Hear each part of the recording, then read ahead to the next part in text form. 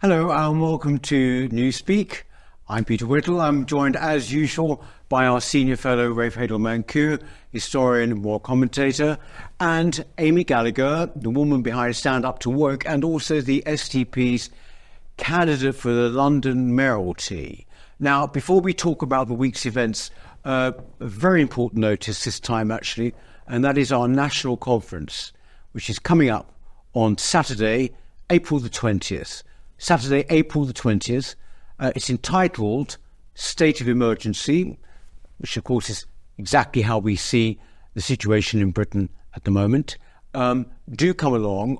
We will all be speaking, along with many other familiar faces from the NCF, Philip Kisley, Emma Webb, and also some excellent speakers such as David Starkey, Dr. David Starkey, and also Richard Tice, leader of the Reform Party. It promises to be an excellent day. They always are, but this one's particularly important, I think, with the situation growing graver by the day. If you want to join us, then please just go to the link which is below this video, or if you can't wait for it to end, then basically just go to our website and you'll find out the details there of how to get tickets.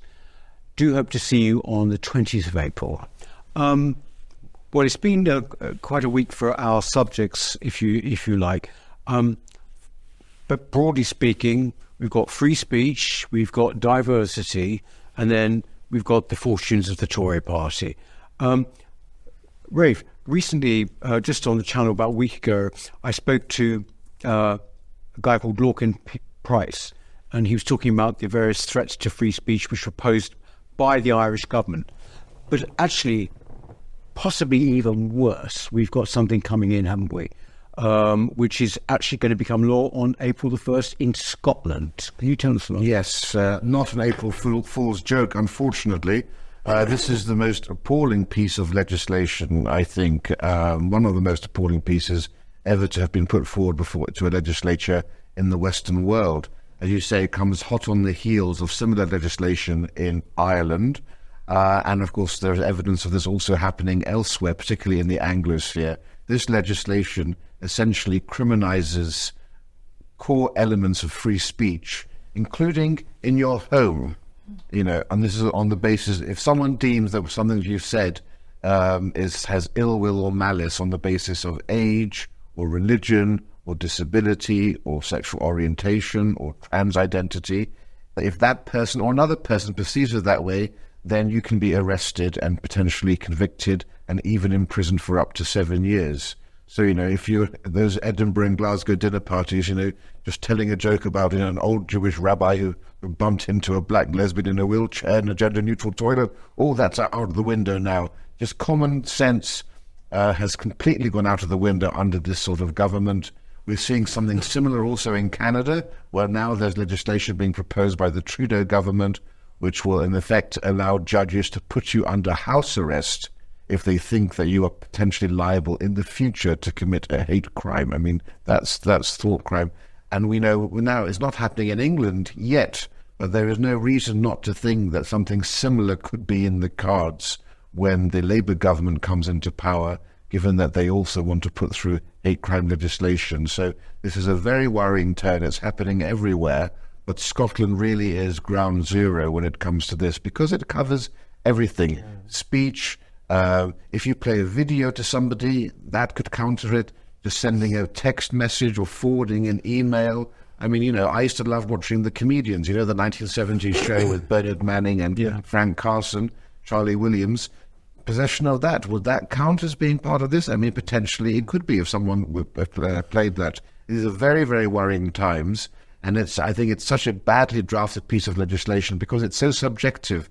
There's no way to actually know whether what you're saying is a crime or it's not. And it's a fundamental principle of any civilized country that you should know whether you are or are not making a crime so that you can make that decision. It's the Prime Minister here, Rishi Sunak, has said that, sort of vaguely disapproved of it, didn't he? He sort of said, 10 Downing Street said, he's a believer in free speech, this will have a chilling effect. This term that's used all the time, a chilling effect, is, to me, is not quite adequate for what's going on. I mean, it's sort of, it's like almost this will be a hindrance to free speech. No, we're not talking just about a hindrance, are we? It's far worse than a chilling effect. I think things like, trigger warnings and, cancellations, they have a chilling effect. But when something's actually substantiated in law, that's far beyond a chilling effect. That's actually a serious, reason to stop this thing. I mean, as you said, the legislation is absolutely appalling. It's so subjective. I mean, we've seen this. This is not a new thing, in that the law is increasingly becoming more and more subjective and more based on feelings and psychological harm and so on. But I think with this particular legislation, what you see is, even in the definition of a hate crime, it says a crime which is based on prejudice. Well, prejudice isn't the same as hate. If you was to essentially make an assumption about someone, say a thief stole from someone because they were assuming that they were rich, that doesn't necessarily mean that they hate them. So already there's a contradiction in the definition itself. And so what? And I would also add, so what if you do hate them? If someone hates me in a general way and they attack me because of that, or they hate me because I'm a woman and they attack me, I don't really care. The issue is that they've been violent to me, and that's the crime. I don't really care what's going on inside their head. I don't think that feelings or emotions like hate should be brought into the law. And why is it specifically hate? Why not jealousy or envy or resentment? It makes no sense, and it's very, what it does mean is that the law is becoming more and more open to interpretation, which means it can be used to prop up the ideology that is preferred by those in power. That's the issue of this. Do you think, but by the way, is there the subjective element that we get with most hate crimes in this one, which is whereby in the eyes or views of anyone, by the way, who perceives it to be hatred, is that what the... Well, look, ministers of Scotland have got themselves into knots trying to explain what actually constitutes hate crime, and they keep saying, look to the Scottish police for advice on this, and the Scottish police website defines a hate crime as any crime which is understood by the victim or any other person as being motivated wholly or partly by malice or ill will towards a social group. I mean, what on earth does that mean? It doesn't mean harassment, for example, because you've already got crimes against that. This is about protecting minority groups against being offended, and nobody has the right not to be offended. It's a crucial part of any free democracy. And it's very dangerous, because if I shout something at a man for doing something, if it drives the front of my car or something, that's fine. But if it was a black woman, then they could easily interpret that same comment made to them as being racist or misogynistic. It's not. It's the fact that you stepped in front of my car. But suddenly their identity becomes more relevant, and those are aggravating situations when it comes to sentencing, which are taken into account. And I find that so distressing. It is actually this thing of or any other person. That's the case in British or in English law, actually, when it comes to our hate crimes. And it just does mean that there are situations where, like, I tell you, guess what, Amy's just said this, and you say, really, you didn't even hear it, you are entitled to go to the police. And it is that broad, But don't you think, for me and for most people, it's this idea of it being in the home, which is the killer, isn't it? That basically, if you... Or surely, presumably, if you're just talking about any issue, let's face it, there are a lot of these people, the kind of blue-haired people. This is basically Maoist China, right? It was the children who were reporting on their parents, because the Chinese government understood full well that the children were the ones who were most loyal to the state and to the ideology, and would report on their parents. And you can sort of see Scotland with the absolutely fanatical ideological zeal that they have up there, how that also can easily be seen to be an appealing thing. But of course, it's so subjective.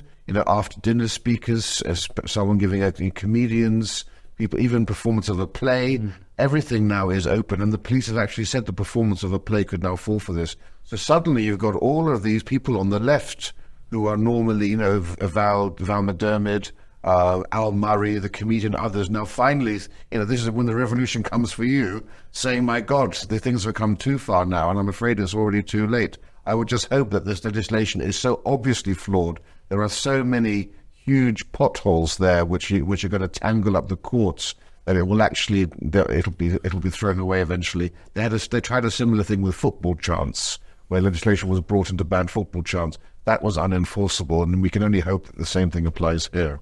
Yes. It's actually, when you say about the comedians, have they protested them? People like Al Murray was out on Twitter yesterday.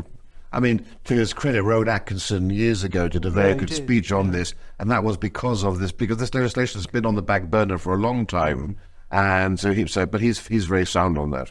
As you say, look, we've had Ireland, now this is coming in Scotland, general tightening of the situation here too, with the police and everything, Canada.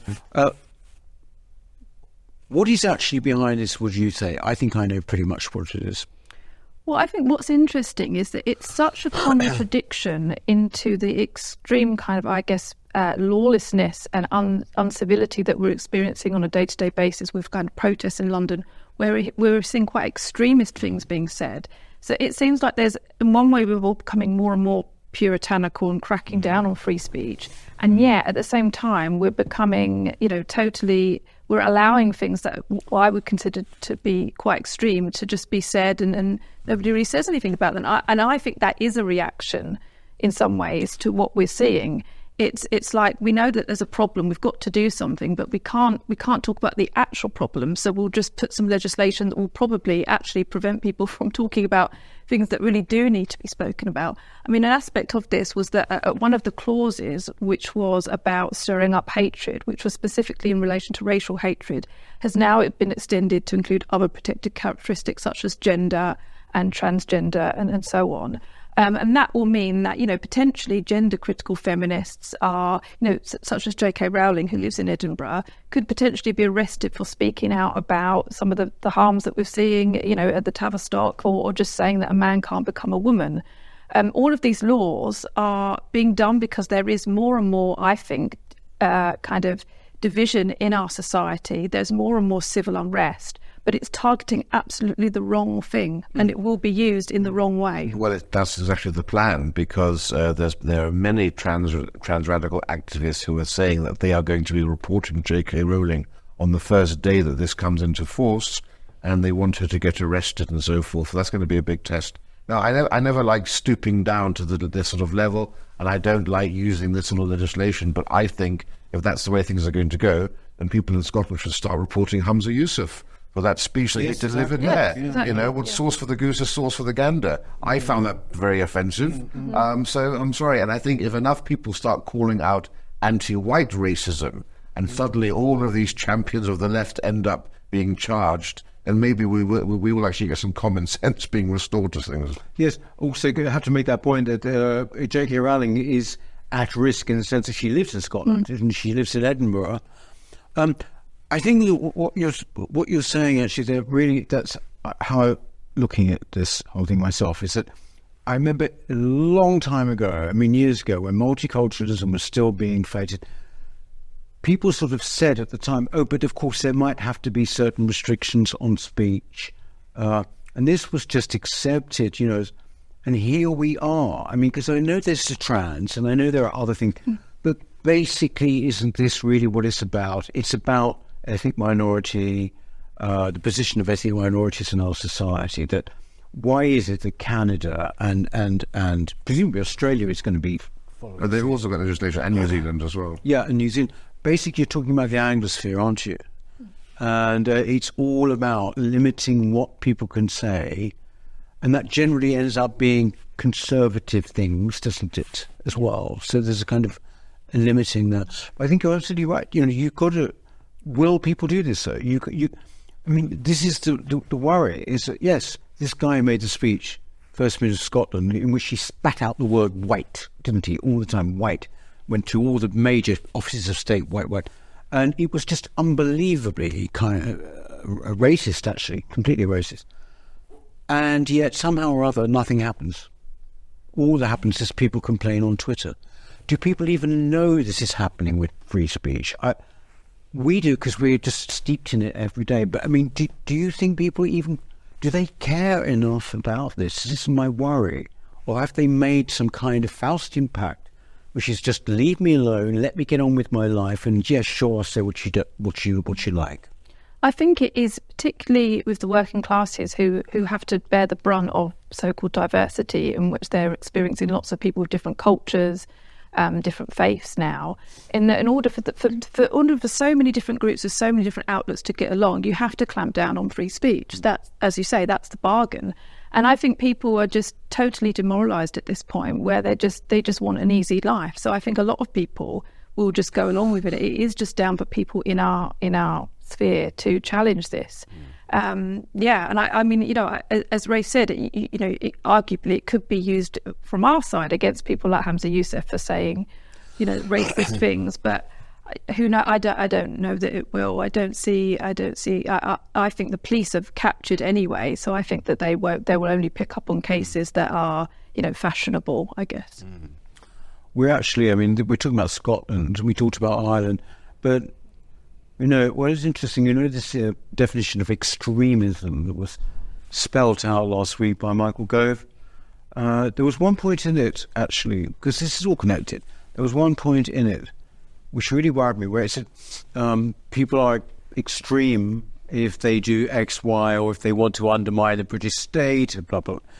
But the third one was where you create an environment where people can say this. And I suddenly thought, I can think of lots of examples.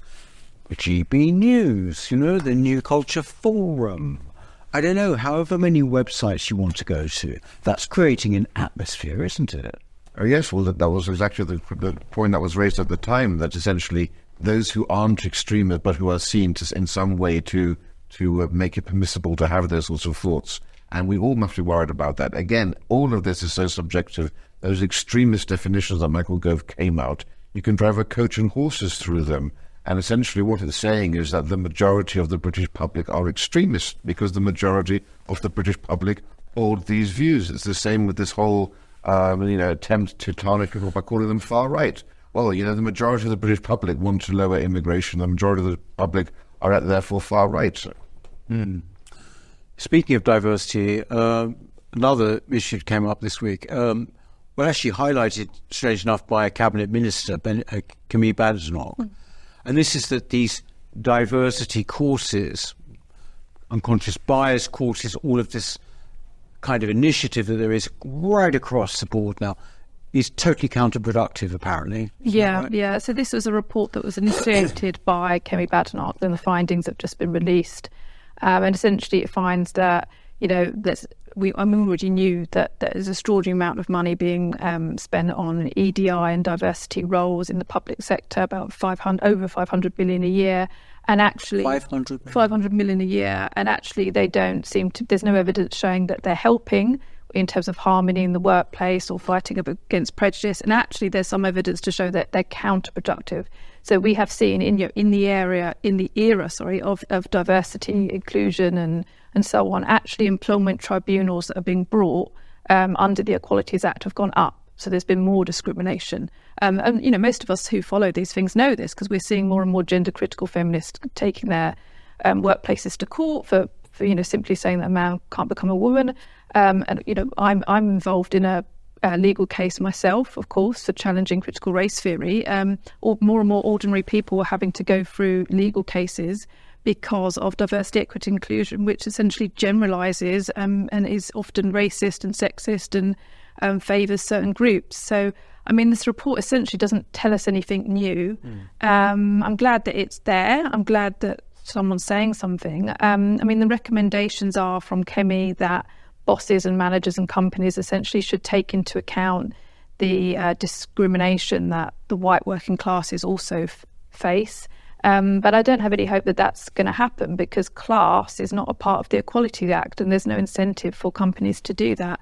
So while Kemi can make her recommendations, I do feel a bit demoralised that the Conservative government aren't really doing any more other than writing pieces in the Telegraph about this. Actually, they have the power to stop this, and they don't, and that's the issue. Well, it's actually grown and grown underneath the Tories. Well, it's worse than that, because Tory candidates have had to go through the same very training themselves. So there, on the one hand, you have people like Penny Mordaunt and others speaking out against this, and that they get the wonderful headlines in the red top tabloids. At the same time, prospective candidates running for election are taught about white resentment. Not only that, but in the parliamentary precincts, the Houses of Parliament, which is run by the Speaker rather than by the government, but still, even they have unconscious bias training going through right at the heart of Westminster. This entire EDI thing is the biggest scam. It is the greatest snake oil thing of the 21st century. It's 10,000 people employed in this in the government, 500 million, as Amy was saying. But then just think about all of the blue chip companies, all of these corporations that are also doing this. And all the money could have been spent in so many other areas. And as you say, with no end result. From the 60s up until the turn of the century, discrimination was going down in the workplace at a nice, steady pace. It's all changed now for the very reasons that Amy elucidated about actually people being discriminated against from, for their traditional beliefs and viewpoints, but also because it breeds resentment. People have been poked and prodded too long and told that they're racist. And when you go to these unconscious bias training classes, what happens is, if you make a mistake in one of the tests, or they do these roundtable discussions, you're made to feel ashamed that you held that viewpoint, and you're told off essentially.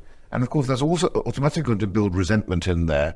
And people are becoming, more broadly across society as a whole in the country, I think racism is on the rise because people just feel fed up about this whole thing. Yeah, I know you said that before, actually, about racism actually increasing. I mean, I don't... Well, it's intolerance. Intolerance. People are less tolerant now because of the fact that they're constantly being bombarded. Yeah. I see it in comments on Twitter that I see people say, you know what, I wasn't a racist before, now I am. And you see this sort of thing so often, and it's an understandable reaction when people seem to feel that they're under attack 24/7. Yes, and being told something that they're not. Yes, exactly. In fact, that example you used there of coming up with the wrong answer happened to Lynn, who works here. Lynn, who runs the office here, had to go on one of these courses at City Hall, and I remember she came away shaking with anger because, in fact, she hadn't just given the wrong answer. She had sort of said, wait a minute, what are you saying? You're saying that whatever I say, I'm going to be racist because I'm white, essentially. And from that moment on, she was picked on, and sort of like, so let's see what she's got to say. And then, this kind of thing. And essentially, the only way you could possibly give any benefit of the doubt to the people who employ these is that these are usually agencies brought in to do this, aren't they? And so your average public sector, I think, know exactly what they're doing. But the average company, maybe, would they should say, there's this X, Diversity Solutions, Inc. Yeah. Let's get them in. It's essentially institutionalising and legitimising bullying within the workplace. That's what's happening. And as you say, companies aren't necessarily racist, but they're being told that they have to meet certain quotas for diversity in order to get funding and so on. So they invite these third parties in, and then once they're in, it's very hard to get rid of them because they're so activist and they're so they'll shout racism if you challenge them. So once they're in, and then they set about kind of bullying people. And as Rafe said, I think it's causing resentment. It's making things worse. There's evidence that unconscious bias training makes things worse.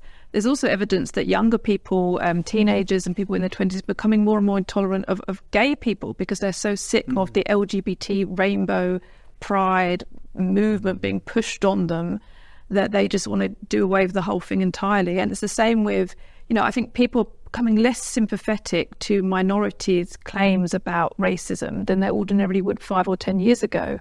They're automatically thinking, is this person just exaggerating? Are they making it up? Are they doing this to just have a go at me? Where previously we would have been more sympathetic. Same with transgender as well. I think that, 10 years ago or 15 years ago, there was a small minority of people that were going through gender reassignment surgery. Most people would have just said, let's just let live and let live. Whereas now people have become really hardened to these minority concerns. And I think it is because of all of this DEI stuff. It's making things worse. It's actually, yesterday I was standing on late last night on Southampton train platform, and I was just waiting for the train, but I just looked around, and right, on the platform was a big sign, "So proud," right? It was the rail sign, what is it, Great Western Railway or something?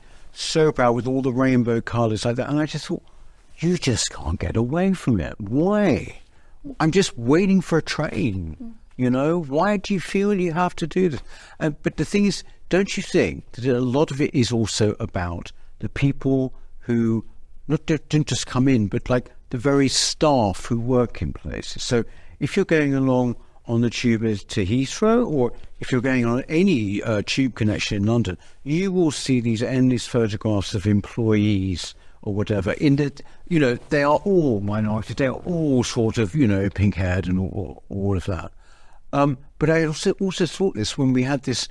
Okay, it was a one-off thing, or it seems to have been a one-off thing at King's Cross this week, which was where you had on the board, where the trains will come up as arriving and departing, a quote, an Islamic quote from a hadith. This really caused a storm on social media. But I sort of thought, actually, why has that gone up? And I thought, well, actually, maybe it's the people who were actually working in the station and the force in the station. And sure enough, they more or less said this. They said that our workforce is very, very multicultural. And did they put up something for Lent? Well, exactly. I think the nearest they could come up to, by way of sort of like equivocating, was to say that Shrove Tuesday we said something like have a flipping. Well, it's Pancake Day, yeah. Well, yes. No reference to religion at all. Or Happy Christmas. But all of this speaks to the erosion of authority and the absolute dearth in kind of the quality of leadership. In that, the people who are putting up signs or having their photo, regular employees should be having someone above them that keeps them in line. That that's gone now. It's completely flipped on its head. In that almost the lower down, the more power you have. So all of these things are allowed to pass unchecked, because nobody wants to stand up to people saying, well, no, actually, I'm in charge, and we shouldn't be putting out something like that. And it's only when things are challenged usually by the public or the media, actually, that these things get attention drawn to them, because I just think that adults have left the room. That's the issue. Speaking of adults, and speaking of people coming to the rescue in the situation, let's talk about the Tory Party briefly, and the fact that we might well truly have a new leader, if we are to believe the newspapers, isn't it? Such a depressing story. This is about this alleged coup of Tory backbenchers to defenestrate Rishi Sunak and replace him with Penny Mordaunt, a person whose only claim to fame is carrying the sword of the coronation and jumping off the diving board for a reality TV show. And for some reason, I get very frustrated with Tory party members who thought Liz Truss was a real Tory and wanted her to become Prime Minister, who thought Boris Johnson was a real Tory, and now they're thinking that Penny Mordaunt, the most sort of progressive woman you could ever find, who doesn't believe that women don't have penises, who has basically spoken about transphobic comments and homophobia in that well-loved BBC show, It Ain't Half Hot, Mum. Completely out of keeping with what the traditional conservative voters believe in, and yet somehow she's managed to capture a great swathe of public support for her. And for some reason, the Tory MPs think that this is somebody who could potentially lead them to victory. I think they're deluded. It's desperate talk, isn't it, really? Yeah, it is. I mean, it speaks to the complete identity crisis of the Conservative Party. They'll be their fifth potential leader since the election. And it goes against kind of small c conservative values, and they keep trying to change things so much, and there's no consistency. I don't think changing the leader will help anything. I don't think the public even know Penny Mordaunt. I mean, she's that well known within people like us that look at politics. I don't know that much about her other than that she carried a sword and that she's not great on gender. But I just think this is kind of the Conservative Party keep trying to make superficial changes. It was Liz Truss with popcorn not long ago. that keeps trying to be a rebrand and a rebrand and a rebrand, and it's not dealing with the underlying issue of the failures of the Conservative Party over the last 10, 13 years or so. And that's the issue. And I think it will just speak to, if they change, if Rishi Sunak does get the no confidence vote and they have another leader, I think the public will just think that this is more instability, more sign that the Conservative Party don't know what they're doing, essentially. Hasn't there been some kind of vote on him already? Well, it's 50 letters have gone in. Something like that. Yeah, but I think, I mean, look, they just stop rearranging the deck chairs on the Titanic, accept that you're going to get one hell of a beating, and you may wither and die, but you're certainly going to have a long period in the wilderness, and nothing you can do is going to prevent the calamity that's awaiting you. And I rather liked what Ben Wallace, the former defence minister, said on the radio the other day when he said, it's time that we all basically just pulled our socks up, went over the top, and marched towards the guns. no point trying away. I think he realises what's coming, and there's no point changing leader. Just march towards those guns. No, I think the thing with her as well, though, is if the public are aware of her, it is, as you say, entirely because of the coronation, where she was good, right? But I mean, it's not. It's exactly in any shape or form some qualification, is it? Also, she's got great hair. That's right. Julia Hartley-Brewer says she's got great hair.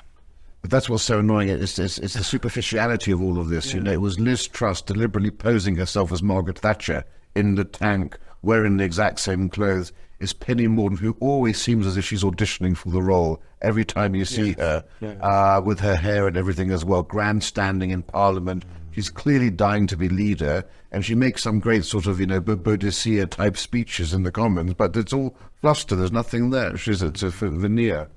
I mean, is there anybody that comes to mind to lead the Tory Party if we're really, no. I mean, I would have potentially said Suella, but obviously she's not there anymore. So I mean, she's not a viable candidate.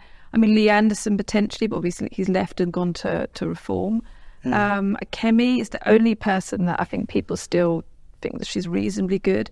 But there is absolutely, when you look at all the MPs, you just think there's nobody there really that, actually not many people are that known anymore. There's no kind of names big names where you say, oh yeah, she's good, he's good. There's just a few remaining, and a lot of them. I mean, there was even talk of Tom Turgeon. Is that Tom? Tom Detergent. Whatever his name is. Tugendhat, sorry. Yeah, I don't even know his name, and I follow politics, so that's, there you go. People that people really have no awareness of. And, I just think... Why would he be in the frame particularly? Is it because he's a former soldier or something? I think so. I mean, he ran in. But he's very woke. He ran in the leadership contest, didn't he? And he got. I think because he is a former soldier, and well, and he criticised Roger Scruton unfairly, as well, terribly, But well, maybe they should all become leader for a day before the election comes around. At least they can all say that they're a leader. And it's the end of their political career anyway, isn't it? So. I think that is part of it. They are so careerist. They all just want to get their little bit of fame as the Prime Minister, and that's what it's about. It's a bit like the last days of UKIP. It was exactly like that. Everyone was having a go at it, Yeah. That's right. For the day, it went on and on and on, I could do that, yeah. Thank you very much, darling. Thank you very much, Ray. And we shall see you next week. Have a good week in the meantime, won't you? Bye-bye.